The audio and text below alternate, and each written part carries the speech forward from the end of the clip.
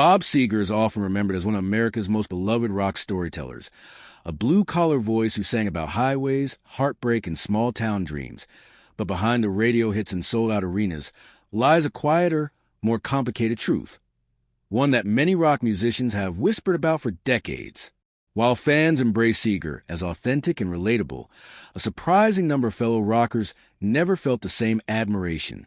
To them, Bob Seger represented something uncomfortable: success without rebellion, fame without chaos, and rock stardom without playing by the unwritten rules of the industry's counterculture. In an era when rock music was fueled by excess, political outrage, and personal destruction, Seger chose discipline, privacy, and control, and that alone made him an outsider among insiders. From the very beginning, Seger stood apart.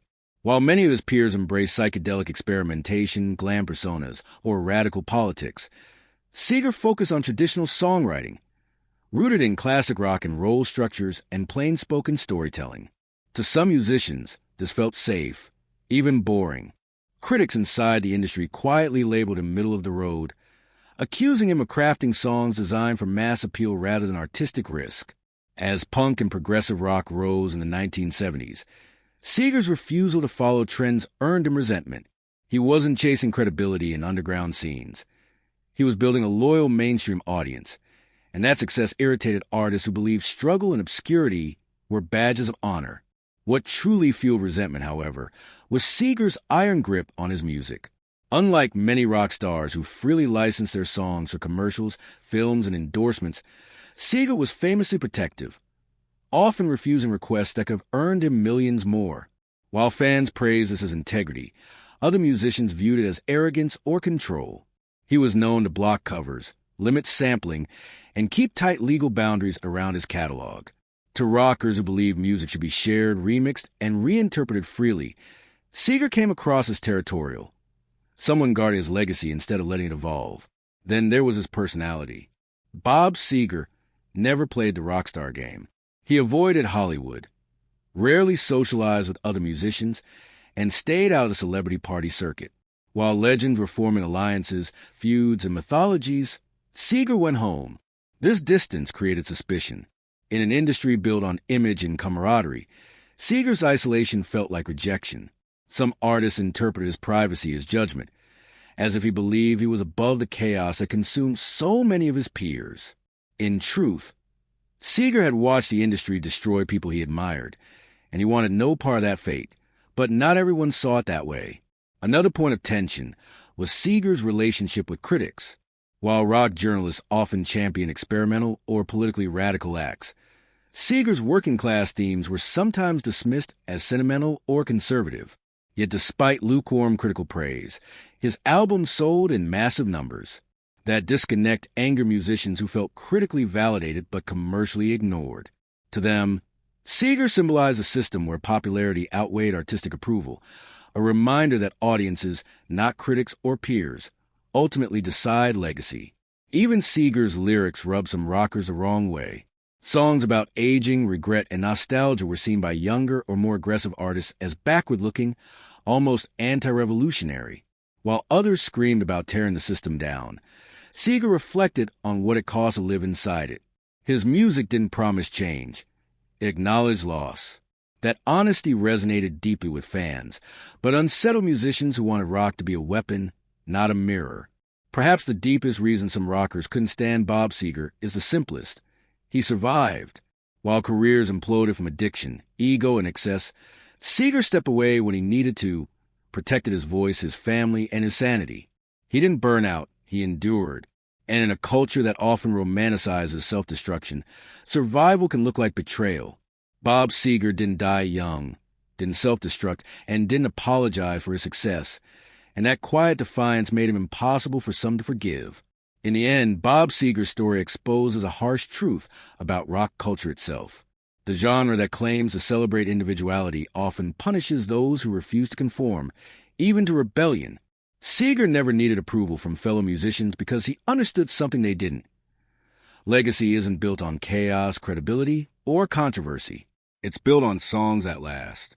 And while some rockers may never stand him, Bob Seger's music continues to outlive the grudges, proving that sometimes the most rebellious act of all is simply staying true and walking away intact. As Bob Seger's fame exploded in the late 1970s and early 1980s, resentment from within the rock community only deepened, while other artists were battling record labels, struggling for radio play, or reinventing themselves to stay relevant. Seger seemed immune to the chaos. Albums like Night Moves, Stranger in Town, and Against the Wind weren't just successful, they were cultural events. And that level of dominance created quiet hostility. Rockers who prided themselves on being edgy or revolutionary began whispering that Seger's music was too polished, too safe, and too rooted in nostalgia. To them, he represented a version of rock that didn't challenge authority or push boundaries, a sound that comforted instead of confronted.